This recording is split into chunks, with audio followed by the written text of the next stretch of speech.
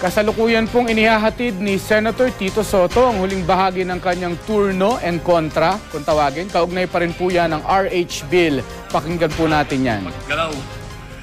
Ayon sa pagtansya ng UN, nakasama sa mga nagtutulak nito sa taong pong 2050, bababa ng 35 million ang tao ng Japan kumpara sa populasyon nito sa ngayon. So ang 92 milyong Hapones na mananatili ay ang mga nasa gitnang edad na 54. Samantalang bubuin ng mga may edad na 75 to 80 na bumubuo ng pinakamalawak na pulutong. Ang ratio ng mga manggagawang may edad na 20 to 65 hanggang sa magriretiro ay babagsak sa isa laban sa isa na lang.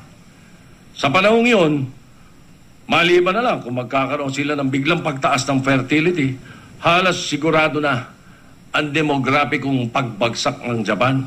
Lalo pat sa projections, pinakikita na nakakaunti na lamang ang mga kababaihang nasa edad ng panganganak. Kaya di maiiwasan ang pagbilis ng pagbagsak ng populasyon. Hindi makakaiwas ang iba pang bansa sa Asia sa banta ng trahedya sa populasyon na maaaring tumama sa Japan. Ang apat na tigre ng kaunlaran, Taiwan, Hong Kong, South Korea at Singapore, ay nangangamba mismo sa ganitong panganib. Kaya sila nagre-remedyo na. Ilang taon na ito na bumaligtad sila, bumitaw na sila sa kaisipang ito at nagdadagdag sila ng populasyon.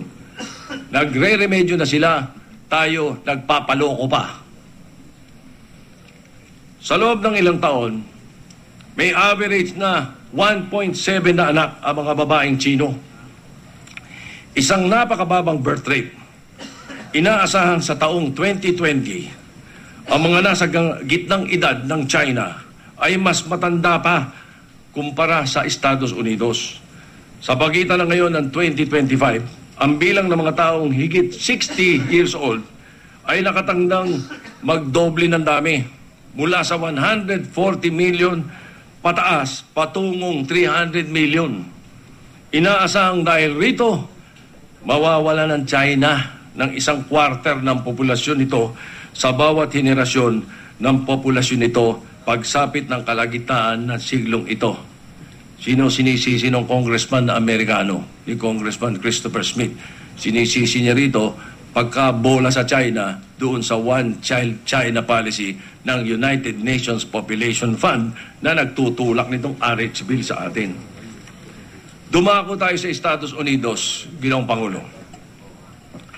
Ang Estados Unidos, kinakikitaan ng mga paghahanda para maiwasan ang geryatikong bitag na ito na lumalamon sa populasyon ng mga bansang mauunlad.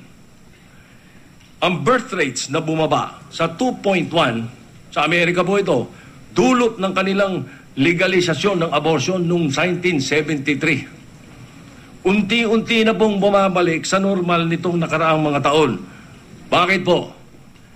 May kinalaman ito sa maluluwag na tax breaks na sinasamantala ng mga mag-asawang Amerikano na may maliit pang anak noong kalagitnaan ng dekada 90. Natunugan din ng Amerikanong mali itong programang depopulasyon Kaya bawat batang pinanganganak noong 2007 ay may katumbas na karagdagang $4,650 sa bawas na sakita sa kanilang magulang at karagdagang $1,000 na kredito sa kanilang tax liability ang binibigay ngayon ng gobyerno ng Amerika sa mga Amerikano.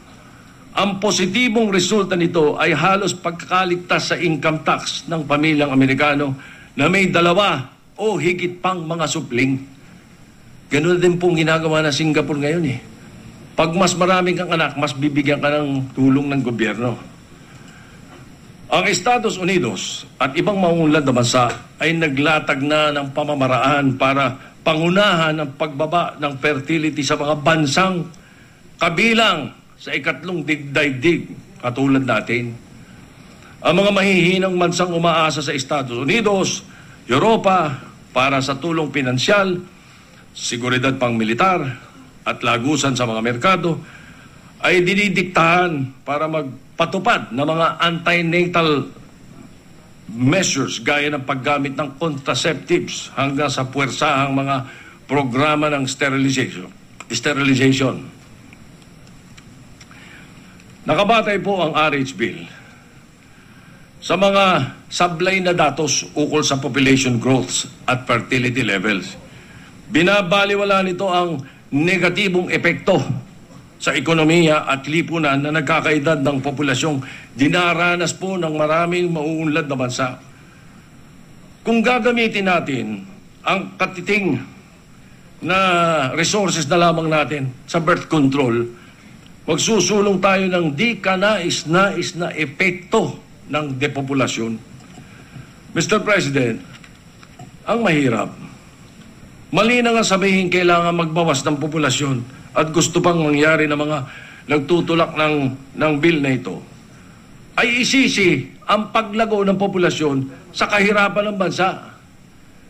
Siguro, dahil mas madali nga naman nilang makumbinsi ang mga Pilipino na pumayag na ipasa ang RH Bill pag sinabi nilang ang sagot sa kahirapan ay ang pagbawas ng populasyon. Ang sagot sa kahirapan, Ginoong Pangulo, ay trabaho, edukasyon, pabahay at kalusugan at hindi ang pagbabawas ng bilang ng mga anak ng mga mahihirap. Nagkakaisa ang mga ekonomista. Antabayanan niyo po ang kabuuang report tungkol ho sa punto por puntong pagkontra ni Senator Tito Soto sa RH Bill dito rin ho sa GMA News TV.